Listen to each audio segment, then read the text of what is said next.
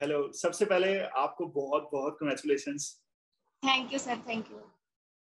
और कृतिका, आपकी जर्नी बहुत इंस्पिरेशन रही है। पहले पिछली बार भी आपने इंटरव्यू दिया था, है ना?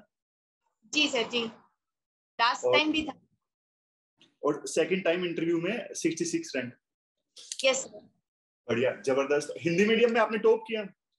Yes sir. Yes sir. तो जब रिजल्ट आया तो फर्स्ट रिएक्शन आपका क्या था? कहाँ पर थे आप? किसने आपको बताया कि रिजल्ट आ गया? सर मैंने खुद ही देखा था। मैं रास्ते में थी और वहां से ही तुरंत पापा मम्मी को फोन किया कि 66 रैंक आ गया है। हम लोग बस ये इंतजार कर रहे थे ना कि आईएएस या आईपीएस इन दोनों में से कोई एक मिल जाए। तो जैसे ही लगा कि 75 के अंदर आ गया है तो वो अलग ही एक खुशी थी सर। बिल्कुल जबरदस्त। तो आपने जब रिजल्ट चेक किया तो कंट्रोल एफ से चेक किया? Yes sir, yes sir. बढ़िया। और तैयारी कर कृतिका आपने कहाँ से की? दिल्ली से की या फिर अपनी होम सिटी से? सर मेरी तैयारी घर से ही हुई है पूरी। ये जरूर है कि जहां भी मुझे लगा कि मुझे सहायता की जरूरत है तो मैंने दिल्ली जाकर लोगों से मार्गदर्शन लिया, कंटेंट को थोड़ा देखा, लेकिन तैयारी पूरी घर में ही रह करके। बढ़िया, जबरदस्त। और वैसे कृतिका, एक बात बताओ, बिल्कुल पॉइंट पे आते हैं। अभी आपने पेपर देखा होगा इस बार का पेपर बहुत ही ज्यादा अनकन्वेंशनल। वैसे तो पिछले 3-4 सालों में यूपीएससी ने पैटर्न एक प्रकार से क्वेश्चंस पूछने का चेंज कर दिया है, लेकिन इस बार तो डिफिकल्ट पेपर था और एकदम यस से अनएक्सपेक्टेड भी था। तो आपको क्या लगा पेपर देख के? मतलब पहला आपने जब पेपर देखा तो आपको क्या लगा? सबसे पहली बार क्या यूपीएससी डिमांड कर रही है? सर, वैसे मतलब थोड़ा इनफॉर्मल बताया जाए तो मुझको यही लगा कि अच्छा हुआ अपन सही टाइम पे निकल गए, क्योंकि ये पेपर बहुत ज्यादा अनकन्वेंशनल था। लेकिन sir on a serious note मुझे लगता है कि यूपीएससी आपका कॉमन सेंस चेक करती है, और वो कॉमन सेंस हमेशा से ही कोर थीम रहा है प्रीलिम्स एग्जाम का। इस बार भी ये जरूर है कि यूपीएससी ने एलिमिनेशन को एलिमिनेट कर दिया है, लेकिन जो कॉमन सेंस और स्मार्ट गेसिंग है सर, मुझे लगता है वो अभी भी स्ट्रीम में है। 35 क्वेश्चन से ज्यादा कहाँ हम इतना पढ़ पाएंगे। 35 क्वेश्चन मैक्स होते हैं जो हर एस्पिरेंट के लिए होते हैं जो आते हैं। उसके बाद सर थोड़ी ट्रिक्स और जो टिप्स होती हैं उनको लागू करके, और करंट अफेयर्स का सर रोल मुझे लगता है इस बार बहुत बढ़ गया है। अगर आप साल भर न्यूज़पेपर्स की टच में हो तो ये इस बार का प्रीलिम्स पेपर आसानी से निकल जाएगा। तो करंट अफेयर्स पर जितना ज्यादा ध्यान दिया जाए, अब वो सर मेन स्ट्रीम पे आ गया है। बिल्कुल। कई बार ना कैंडिडेट्स दो चीजों में ना डिफरेंशिएट नहीं करते। मतलब ये बात सच है, यूपीएससी ने एलिमिनेशंस को एलिमिनेट कर दिया है, बट कॉमन सेंस मतलब कि आपको फैक्ट नहीं पता है, बट आप एक आम आदमी के नजरिए से, एक ब्यूरोक्रेट के नजरिए से सोचते हो कि क्या ये पॉसिबल है या नहीं है। वो है कॉमन सेंस कि क्या ये हो सकता है। मतलब अभी तक मेरी जितनी समझ है, यूपीएससी की तैयारी मैंने की एज ए, मतलब इतनी मैंने स्कूलिंग की, कॉलेज मैंने किया, तो मेरे हिसाब से ये पॉसिबल हो ही नहीं सकता। ये कॉमन सेंस है।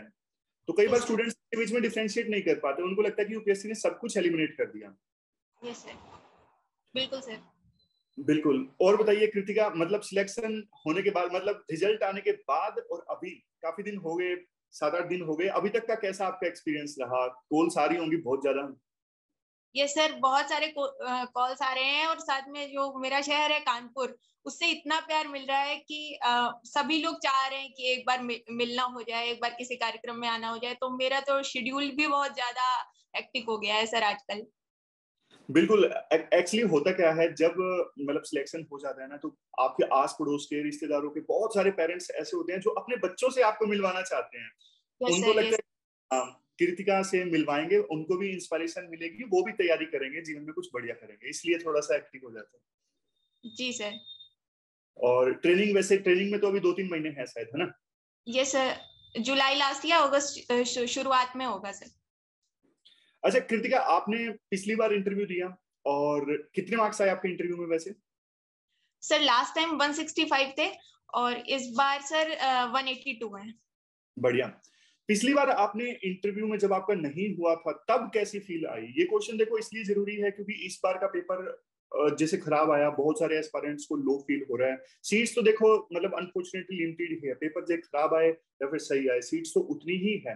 लेकिन एक पॉइंट जो मैं हमेशा बोलता हूँ कि आप ना अपनी मेहनत को यूज कर सको एग्जाम में, तो कम से कम ना इतनी सी सेटिस्फेक्शन तो होती है, कम से कम पूरे साल में पढ़ा और मैंने अपना बेस्ट दिया, और कहीं ना कहीं कंपटीशन में पिछड़ गया, वो देखो एक अलग फीलिंग होती है। सिलेक्शन तो अब सीट्स तो लिमिटेड हैं, लेकिन दूसरी सिचुएशन ये है कि आपने पूरे साल मेहनत की या फिर उससे भी ज्यादा समय के लिए मेहनत की और एग्जाम में कुछ नहीं आया जो आप पढ़ के गए, आप अटेम्प्ट ही नहीं कर पाए क्वेश्चंस को, वो एक अलग फीलिंग है।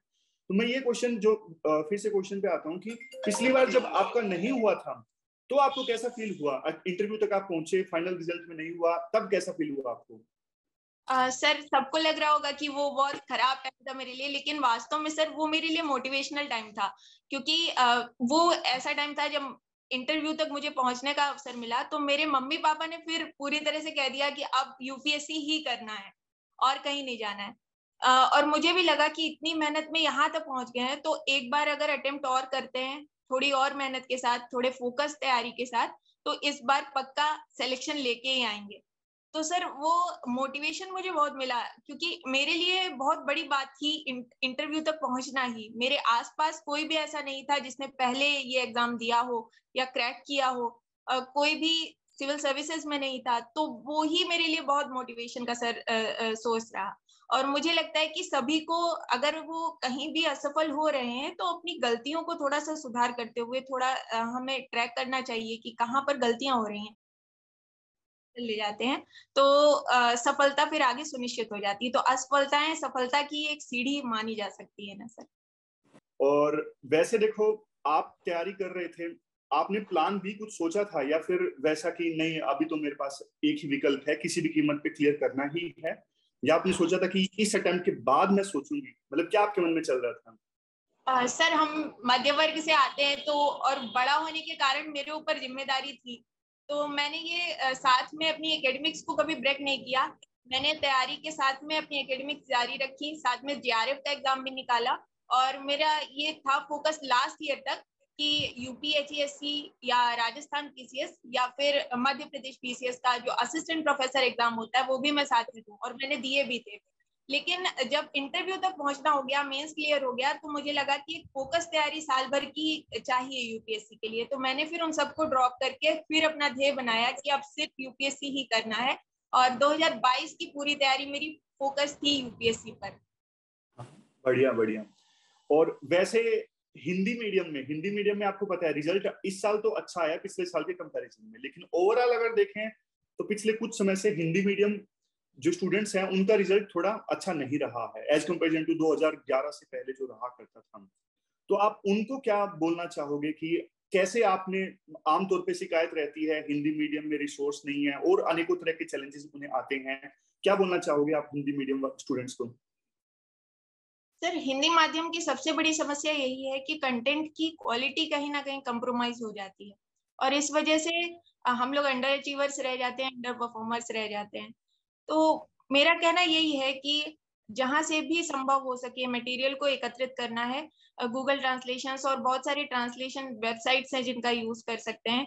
साथ में सर अगर कोचिंग सेंटर्स भी थोड़ा सा सहयोग कर रहे हैं, इस समय बहुत सारा मटेरियल है जो ओनली आईएएस का भी, जैसे सर कुछ पीडीएफ मैंने देखे वो हिंदी में भी उपलब्ध हो रहे हैं, तो धीरे धीरे सर मटेरियल की उपलब्धता हमारे लिए भी बन रही है। लेकिन इंग्लिश मीडियम के मटेरियल को और स्पेशली सर न्यूज़पेपर को पढ़ना नहीं छोड़ना चाहिए। अगर इंडियन एक्सप्रेस है तो उसको हम फॉलो करें तो अच्छा रहेगा, क्योंकि जैसे अब तो पैटर्न ऐसा हो गया है कि करंट अफेयर्स और ज्यादा सेंटर पे आ गया है प्रिपरेशन के। और सर उसको पढ़ने के लिए मुझे लगता है जैसे ओनली आईएएस प्लेटफॉर्म है, थोड़ा समझा देते हैं वो अच्छे से, तो वहां से सहायता मिल सकती है। तो अपना सर स्ट्रेटेजी को हम अगर इस तरह से स्ट्रीमलाइन करें कि सभी जो इंग्लिश मीडियम वाले पढ़ रहे हैं उसको भी हम थोड़ा ध्यान में रखते हुए अपनी तैयारी करें तो वो अच्छा रहेगा। बिल्कुल। कृतिका, आपको वैसे ओनली आईएएस के बारे में कब पता लगा? सर मेरी तैयारी की शुरुआत से ही, आई थिंक सर 2020 लास्ट में दिसंबर नवंबर के आसपास से मैंने ओनली आईएएस को लगातार फॉलो किया है। तो डेली एडिटोरियल्स और न्यूज़पेपर पढ़ने से पहले मेरा रहता था कि अगर एडिटोरियल पहले से पढ़ लिया है तो सर उसको कवर करने में जल्दी हो जाता था, न्यूज़पेपर को पढ़ना आसान हो जाता था। तो मेरा ये प्रयास रहता था कि पहले आपका एडिटोरियल एनालिसिस को पढ़ लिया जाए, उसके बाद न्यूज़पेपर पे जाया जाए। और कृतिका, एक चीज जो स्टूडेंट्स पूछते हैं अक्सर कमेंट्स में, आज भी मैंने देखा कि कैसे एडिटोरियल को बेस्ट यूटिलाइज किया जाए। आप जैसे एडिटोरियल सुनते थे तो उसके साथ नोट्स बनाते थे या फिर न्यूज़पेपर पढ़ते वक्त नोट्स बनाते थे? सर मेरा प्रयास रहता था कि जब आपका एडिटोरियल एक बार एनालिसिस को सुन लिया, उसके बाद जब न्यूज़पेपर को पढ़ा तो उसमें बहुत ही क्रिस्प पॉइंट होते थे, जो मतलब एक दिन में 2 लाइन से ज्यादा मुझे नहीं लगता है मैंने कभी लिखा होगा अपनी डायरी में। बहुत ही ऐसा पॉइंट निकल रहा है जो सीधे मेंस आंसर में कोट किया जा सकता है या मेरे ऑप्शनल हिंदी साहित्य में किसी प्रासंगिकता के संदर्भ में कोट किया जा सकता है, तो वो मैंने लिख लिया है। और साथ में सर ये अगर ओनली आईएएस जो एडिटोरियल एनालिसिस देता है उसके पीडीएफ जो पीपीटी फॉर्म में होते हैं वो अगर हिंदी में भी उपलब्ध हो जाएं तो हिंदी के अभ्यर्थियों के लिए बहुत आसानी हो जाएगी, क्योंकि उसको रिवाइज करने में आसान रहता है। नहीं, आपने सही याद दिलाया। आजकल क्या है, शायद आप इंटरव्यू में बिजी थे, एडिटोरियल की ना एक समरी उस टेलीग्राम ग्रुप में दी जाने लगी है। समरी अच्छा, मतलब दो तीन पेजेस की A4 शीट में। सर वो मैंने अभी देखा। जी जी। आप शायद बिजी होंगे, और जो आपने बोला वो वाला पीडीएफ वाला, उस पे भी कर सकते हैं। उसमें एक चीज बस दिक्कत ये आती है, वो पीडीएफ सुबह सुबह हिंदी में, क्योंकि देखो खराब ट्रांसलेट आप कर नहीं सकते। एक चीज आप भी मानते होंगे कि आप खराब चीज करो, इससे अच्छा आप रुक के करो, जब आपके पास रिसोर्स हो तब करो। एक दो बार मतलब ऐसा किया, जब बैक एंड में कोशिश चल रही थी, तो सुबह सुबह इतना जल्दी ना आसानी से ट्रांसलेट हो नहीं पाता। तो इसलिए ये समरी वाला सोचा था कि समरी बन जाए, फिर वो बढ़िया से क्वालिटी के साथ आप दो। जी सर, मैंने अपनी प्रिपरेशन में वो इंग्लिश वाला ही पीडीएफ उसको प्रिंट करवा करके फाइल में लगा लिए थे, और जहाँ लगता था कि ये कोई पॉइंट है जिसको रिवाइज करना है उसको मैंने हाईलाइट कर दिया था, तो उससे मुझे मेंस आंसर राइटिंग में बहुत हेल्प मिली। बिल्कुल, और थैंक यू हिंदी मीडियम के स्टूडेंट्स की आवाज उठाने के लिए। आप टॉपर हो तो हिंदी मीडियम के स्टूडेंट्स आपसे एक्सपेक्ट भी करते हैं कि आप उनकी आवाज को उठाओ। और वैसे आप क्या बोलना चाहोगे कृतिका की कौन सी गलतियां, मतलब जो नए एस्पायरेंट्स है जो तैयारी स्टार्ट अभी कर रहे हैं, उनको आप क्या बोलना चाहोगे कि आप ये गलतियां मत कीजिए, जो आपने अपने एक्सपीरियंस से सीखा कि ये मेरी गलती थी और मैं इसे बिगनर को बोलना चाहूंगी कि ये आप मत कीजिएगा? सर सबसे बड़ी बात है, घबराहट होती है प्रिपरेशन करते समय। मॉक टेस्ट जब हम देते हैं तो एक माइंडसेट में आता है कि कहीं से कुछ भी कवर नहीं हो पा रहा है क्योंकि मार्क्स बन ही नहीं रहे। तो मेरी सबसे बड़ी गलती ये थी कि मैंने अपने मॉक टेस्ट को उसकी मार्किंग को वो बहुत ज्यादा सीरियसली ले लिया, और उसकी वजह से कहीं ना कहीं डिमोटिवेशन होने लगता था। तो आप सबसे बड़ी ये गलती ना करें कि अगर आपके मॉक में अच्छा परफॉर्मेंस नहीं आ रहा है तो भी आप लगे रहिए, लगातार लगे रहिए। बहुत छोटी छोटी हारें मिलकर एक बड़ी जीत बन जाती है। तो ये छोटी छोटी हारें आप स्वीकार करिए और अपने आप में इम्प्रूवमेंट करते रहिए। जैसे जैसे आपको लग रहा है कहाँ मार्क्स नहीं आ रहे हैं, कौन से नई चीजें आप सीख रहे हैं मॉक दे करके। तो सर ये एक मेरी गलती थी जो मैंने सुधारी बाद के इस वाले अटेम्प्ट में। साथ में आंसर राइटिंग को नोट्स मेकिंग के साथ मैंने इंटीग्रेट किया, तो उससे मेरा टाइम बहुत बचा और मेरे बहुत छोटे हैंडी नोट्स तैयार हो गए। तो ये गलती भी ना करें कि आप बहुत ज्यादा मटेरियल बार बार पढ़ने की कोशिश कर रहे हैं। अपने नोट्स को आप डाइल्यूट जितना ज्यादा करते जाएंगे उतना आपके लिए रिवाइज करना आसान होगा। इसलिए बड़े मटेरियल की बजाय आप उसको छोटे मटेरियल में कन्वर्ट करने की पूरी कोशिश करें। छोटे नोट्स आपने बनाए? Yes sir. मतलब हर एक, क्योंकि देखो ये इसलिए भी जरूरी है कि खास करके मेंस में एग्जाम से पहले बहुत कम समय होता है और एक दिन में दो दो पेपर होते हैं, आपके पास छोटे नोट्स नहीं है तो रिवीजन आप इफेक्टिव नहीं कर पाते हो, है ना? Yes sir. तो आपके कितने पेजेस के नोट्स थे कृतिका? मतलब जीएस पेपर 1, जीएस पेपर 2, कितने कितने पेजेस के नोट्स थे आपके? सर मेरा जो लास्ट में मेरे पास था मेंस के ठीक पहले, उसमें जैसे GS1 हिस्ट्री मेरा 2 पेजेस में था। ज्योग्राफी भी मेरे 5 पेजेस में सारे मैप्स और सारे फ्लो चार्ट्स और डायग्राम्स थे। इसी तरह पॉलिटी भी 5 पेजेस से ज्यादा नहीं था। IR 2 पेजेस में था। और इसी तरह इकोनॉमी जो था वो मैंने लगभग 10-11 पेजेस में कर लिया था, क्योंकि वो बहुत सारे अलग अलग सोर्सेज से था तो वो थोड़ा ज्यादा था। इन्वायरमेंट भी सर इसी तरह से 9-10 पेजेस में। तो मैंने लास्ट का जो अपना नोट्स का सेगमेंट रखा वो बहुत ही छोटे क्रिस्प नोट थे जो बस जाने से पहले एक बार रिवाइज करनी थी। और प्री के नोट्स वैसे आपके मेंस के नोट्स से कैसे अलग? प्री भी आप बिल्कुल क्रिस्प नोट्स आपने बनाए प्री के भी?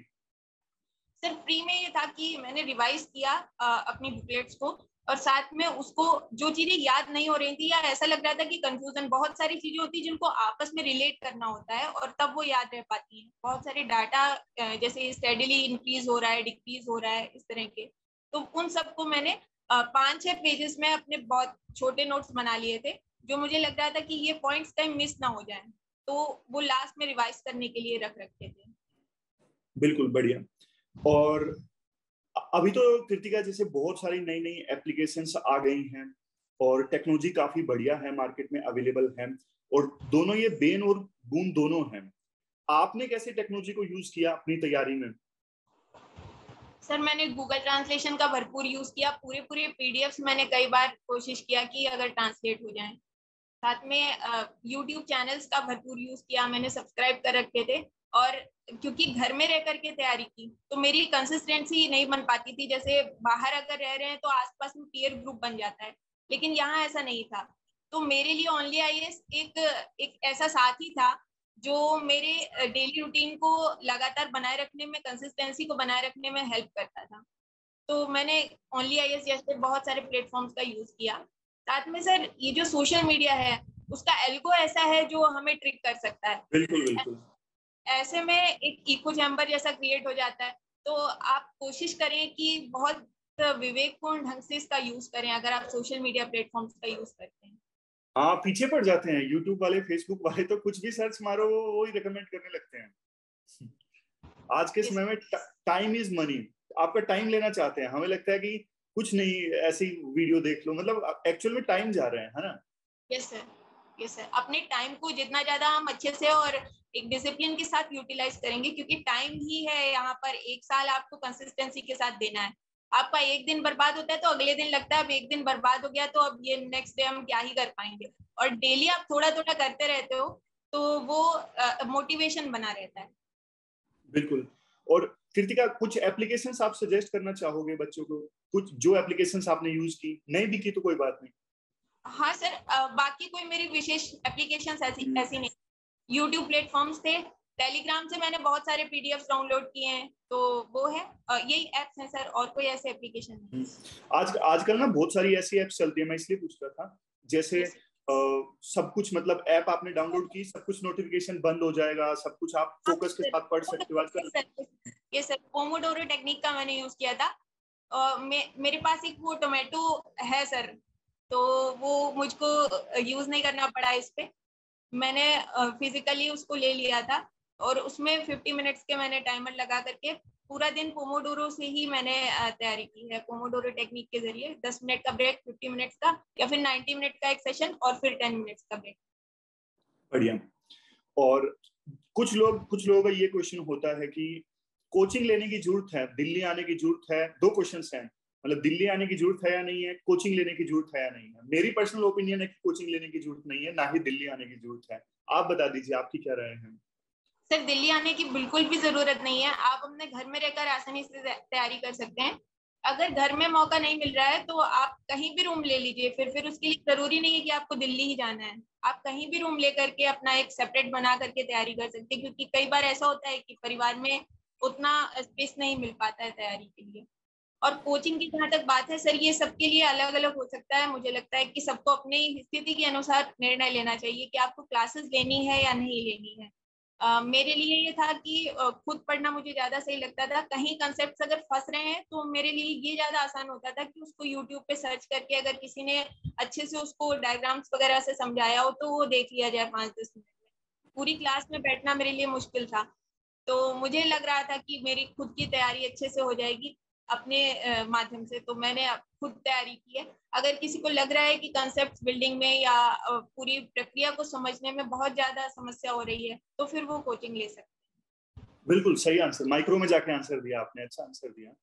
और एक चीज, प्री में जैसे मोक का बच्चों का कंसर्न रहता है कि मतलब कितने मोक लगाएं, तो आप कब सेटिस्फाई हो जाते थे मोक्स के साथ कि अब बस बहुत है, ये टाइम थ्रेशोल्ड आ गया है, मुझे अपनी गलतियों का पता चल गया? तो आपको कैसे पता लगता था कि इतने सफिशिएंट मोक्स हैं? हैं। सर मैंने एक एक सब्जेक्ट को रिवाइज करते हुए उसके सेक्शनल मॉक को लगाया, और लगभग 15 सेक्शनल मॉक्स मेरे हो गए थे टोटल प्री से पहले, और 5 कंपोजिट मॉक्स रखे जो मिक्स रहते हैं। एक तरह से प्री का ही पूरा उसमें स्वरूप दिखाया जाता है। तो टोटल 20 मॉक्स थे। मैंने उनको रिवाइज करने में ज्यादा ध्यान दिया। 20 मॉक्स, जितने भी मतलब मॉक्स आप करें, जरूरी नहीं 20 करें, सबकी अपनी स्ट्रेटेजी हो सकती है, लेकिन उसको रिवाइज जरूर करें। आपने जो गलती की है उसको रिवाइज जरूर करें। कई बार ऐसा होता है कि लगता है ये आता है ये वाला क्वेश्चन, लेकिन फिर भी गलत हो जाता है थोड़ी सी सिली मिस्टेक की वजह से। कई बार उसमें नहीं पूछा होता है, नहीं को हम लोग नहीं देख पाते हैं और जो होता है वो वाला आंसर लगा देते हैं। तो क्वेश्चन को सही से पढ़ करके उसका आंसर देना है। तो वो जो गलतियां हो रही हैं उनको एक जगह नोट करते जाएं और वो रिवाइज बार बार करें, तो वो हेल्पफुल रहेगा। बढ़िया। कृतिका, एक जो चीज है ना, बच्चे पूछते हैं कि मॉक अटेम्प्ट करके कैसे, मतलब हम बोलते हैं कि एनालाइज करो। मॉक देकर आप अपनी स्ट्रेंथ, वीकनेस, गलतियों को एनालाइज करो। तो आप कैसे एनालाइज करते थे? मतलब किन चीजों पे आपका ध्यान होता था जब मॉक खत्म हो जाता था, आपको अपना रिजल्ट पता लगता था? सर सबसे पहले कौन से ऐसे क्वेश्चंस हैं जो मुझको लग रहा था कि 100% आ रहे हैं लेकिन फिर भी गलत हो गए, तो वहां से मुझे अपनी गलतियां पता चलती थी कि ये सिली मिस्टेक्स हो रहे हैं। उनको अगली बार नहीं करना है, एक जगह उनको लिख लेना है। साथ में कुछ पॉइंट्स तो एक्स्ट्रा निकलते ही हैं। जब आप सोल्यूशन मॉक का देखते हैं तो उसमें नई नई जानकारियां भी होती हैं। तो कोई ऐसी जानकारी है जो लग रहा है कि इसको अपने नोट्स में इनकलकेट कर लेना चाहिए, तो वहां से लेकर के उसको कॉपी भी कर सकते हैं अपने साथ, नहीं तो सॉल्यूशन में ही उसको हाईलाइट कर सकते हैं। साथ में जो हमने गेसेस किए हैं, कई बार ऐसा होता है कि वो स्मार्ट गेस के चक्कर में बहुत ही अनस्मार्ट मूव हो जाता है। तो वहां भी थोड़ा हम देख सकते हैं कि कितने क्वेश्चंस हमें छोड़ने हैं, तो वो एनालिसिस आगे मेन एग्जाम में हमें हेल्पफुल हो सकता है। बिल्कुल। चलो, प्री का तो हो गया, अब आते हैं मेंस पे। मेंस में आप कैसे आंसर राइटिंग कैसे करते थे? रेगुलर या फिर टेस्ट सीरीज? कैसे आंसर राइटिंग कैसे करते थे आप? सर मैंने अपने आंसर राइटिंग को अपने नोट्स मेकिंग के साथ इंटीग्रेट कर लिया था। तो मैंने हर टॉपिक को उठाया और उसको एक आंसर फॉर्मेट में ही उसका नोट्स तैयार किया। सबसे पहले उसकी भूमिका क्या क्या हो सकती है, कहीं इकोनॉमिक सर्वे से कोई डाटा मिल रहा है कोई, तो उसको नोट कर लिया। साथ में बॉडी में उसके प्रो कॉन्स चैलेंजेस, ये मेन हेडिंग्स रहती है। और कोई भी क्वेश्चन आता है अल्टीमेटली उसमें यही पूछा गया होता है ज्यादातर जनरली। तो प्रो कॉन्स और चैलेंजेस को लिख लिया, फिर वे फॉरवर्ड को लिख लिया।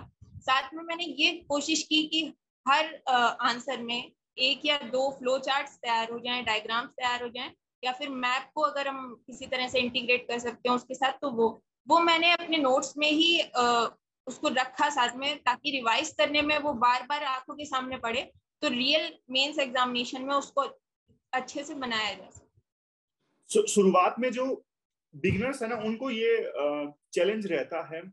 उनके मन में बहुत कुछ होता है लेकिन वो लिख नहीं पाते हैं। क्या आपने भी ऐसा चैलेंज फेस किया? मतलब मेरे मन में है, नॉलेज है, बट अब मुझे ये समझ में नहीं आ रहा कि क्या लिखूं मैं। सर ये डर हमेशा से रहता है और इसीलिए आंसर राइटिंग प्रैक्टिस शुरू ही नहीं हो पाती है। मेरे साथ ये बड़ा चैलेंज था, इसीलिए मैंने नोट्स मेकिंग को ही अपनी आंसर राइटिंग बना लिया। तो जब मैंने नोट्स ही आंसर फॉर्मेट में लिखे तो वो एक आइस ब्रेकिंग हो गई एक तरह से। तो मैंने नोट्स जब आंसर राइटिंग की तरह ही लिखना शुरू किया, तो रियल आंसर राइटिंग जब मैंने मॉक दिए, टेस्ट सीरीज दी, तो वहाँ आसानी से मुझे लगा कि मुझे कोई समस्या नहीं हो रही है, मैंने नोट्स ही इस तरह से बनाए हैं। तो वही चीज यहाँ पर भी करनी। तो आप भी ऐसा कुछ ट्रिक कर सकते हैं अपने माइंड को कि आसानी से आप आंसर राइटिंग शुरू कर पाए। और आंसर से लिखते समय भी ऐसा होता है कि भूमिका ही नहीं आ रही होती है, और भूमिका नहीं आने की वजह से लगता है इसमें लिखना क्या है, आगे कुछ समझ नहीं आ रहा है। इसलिए मैंने ये किया था कि अपने जो मेंस के नोट्स बनाए थे उसमें बहुत सारे ऐसे डाटा, हर टॉपिक को मैंने सिलेबस से टॉपिक को उठाया और उससे रिलेटेड डाटा को या फिर किसी कोड को एक जगह पर लिख लिया। तो मेरी भूमिका एक तरह से पहले से तैयार होती थी, तो वो भूमिका लिखते ही फिर आगे फ्लो बन जाता था बाकी के आंसर का। ने बढ़िया पॉइंट बताया कृतिका आपने कि नोट्स आप बना रहे हो ऐसे बनाओ कि वो आंसर की फॉर्म में हो। बल्कि ये जीएस में तो हेल्पफुल है ही है, ऑप्शनल के लिए तो और भी ज्यादा हेल्पफुल है। ये सर ऑप्शनल पे भी मैंने यही प्रयास किया था। और ऑप्शनल क्योंकि हिंदी साहित्य था तो उसमें भी मैंने अपने आंसर्स को मैपिंग की फॉर्मेट में हर चैप्टर को बना लिया था शॉर्ट नोट्स में। तो उससे ये होता था कि वहाँ पॉइंट्स जल्दी जल्दी याद आ जाते थे। बढ़िया। और ऐसे के लिए आपने क्या किया? ऐसे के लिए सर ऐसे में मेरा एक राइटिंग पहले से ही रहा है थोड़ा बैकग्राउंड। मुझको बालश्री पुरस्कार भी सृजनात्मक लेखन में मिला था। तो वहाँ वहां पर सर मुझको बहुत ज्यादा प्रयास नहीं करना पड़ा, क्योंकि बचपन से ही मेरी राइटिंग की एक प्रैक्टिस थी, ऐसे राइटिंग और कविता कहानियों की राइटिंग की। तो वो बैकग्राउंड ने कहीं ना कहीं हेल्प किया मुझको। वैसे आप क्या बोलना चाहोगे, मतलब ऐसे के लिए क्या सजेस्ट करना चाहोगे? मतलब आमतौर पे एस्पायरेंट्स ये गलती करते हैं, प्री तक ऐसे नहीं लिखा, अब जैसे प्री क्लियर हुआ उसके बाद मतलब ये पता लगता है कि ऐसे तो लिखा नहीं। बहुत सारे एस्पायरेंट्स ये गलती करते हैं। तो शुरू से ही जो बिगिनर है, शुरू से ही वो ऐसे को किस प्रकार से अपनी तैयारी में साथ लेके चले, मतलब उनको आप क्या सजेस्ट करना चाहोगे? सर जब हम डेली न्यूज़पेपर पढ़ रहे हैं एटलीस्ट, तो उससे उसमें कुछ अच्छे आर्टिकल्स होते हैं, उनको जरूर आप पढ़िए और देखिए कि उसमें पूरा फॉर्मेट क्या फॉलो किया गया है, किस तरह से शुरुआत हुई है, किस तरह से एंड होता है और फ्लो को कैसे मेंटेन किया गया है। तो अगर न्यूज़पेपर को आप डेली थोड़ा थोड़ा देख रहे हो तो माइंड में सबकॉन्शियसली एक बिल्डअप होता रहता है कि आपको फ्लो मेंटेन करते हुए चीजों को लिखना कैसे है।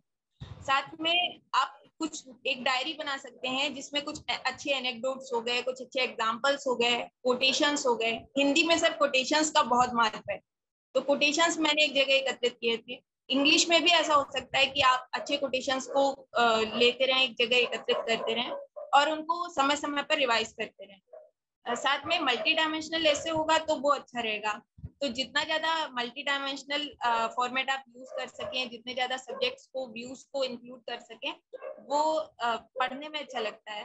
साथ में कुछ डाटा एक बात हो गई, लेकिन अमूर्तता के साथ डाटा को पेश करना। जैसे अगर कहा जाए कि आपकी जीडीपी दोगुनी हो जाएगी अगर महिलाएं वर्कफोर्स में आ जाती है, एक एग्जांपल है, लेट्स से ऐसा बोलते हैं, तो इस तरह के जो डाटा होता है, जो कैचिंग होता है, वो अगर हम यूज करते हैं तो लिखने की धार बढ़ जाती है, जिसको कहा जाता है। तो इस तरह की चीजों को एक जगह आप न्यूज़पेपर पढ़ रहे हैं तो लिखते जाइए, लास्ट में ऐसे के पेपर के 1-2 दिन पहले उसको रिवाइज कर लिया तो वो प्लस पॉइंट हो जाता है। हाँ, वैल्यू एडिशन हो जाता है, सही कहा आपने।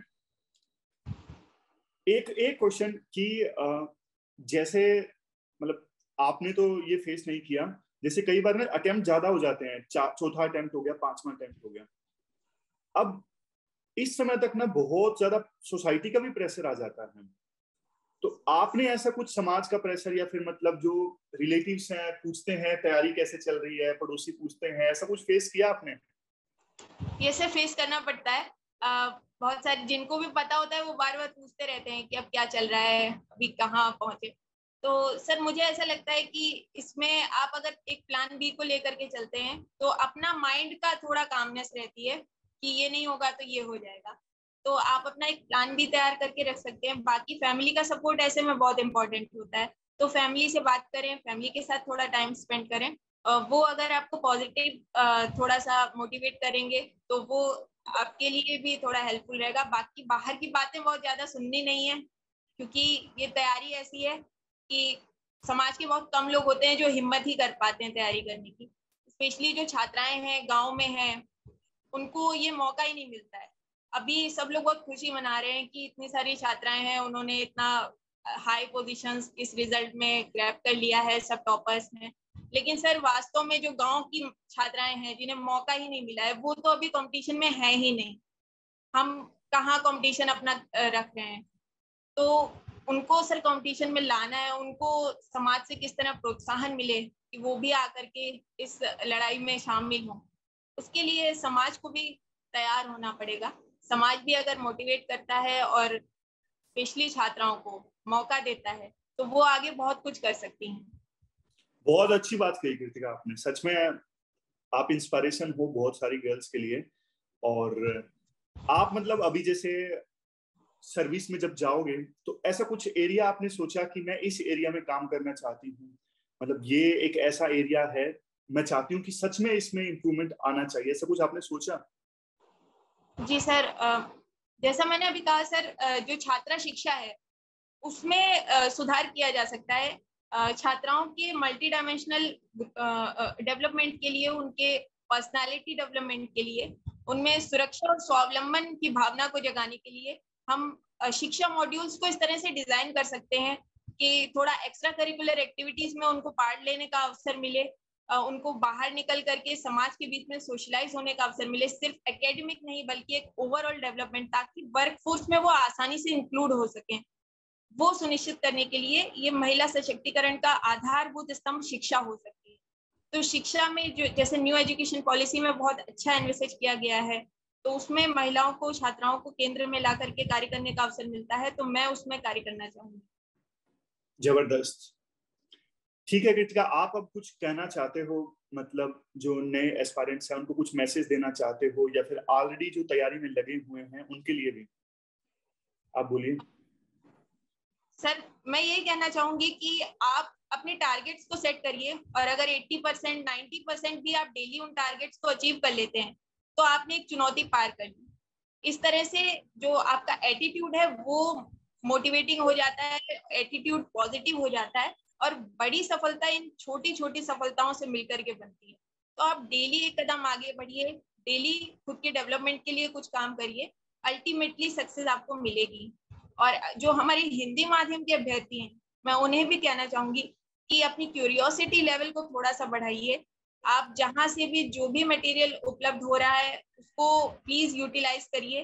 अगर आप देख रहे हैं कि इंग्लिश मीडियम के बच्चे ऐसा पढ़ रहे हैं और हम लोग कहीं पीछे छूट रहे हैं, तो हिचकिचाइए नहीं। आप गूगल ट्रांसलेशन का यूज करके थोड़ी मेहनत एक्स्ट्रा करके अपने मटेरियल को सुदृढ़ करिए, उसकी क्वालिटी को थोड़ा सुधारने की कोशिश करिए, तो ये एग्जाम भी आसानी से क्रैक हो जाएगा।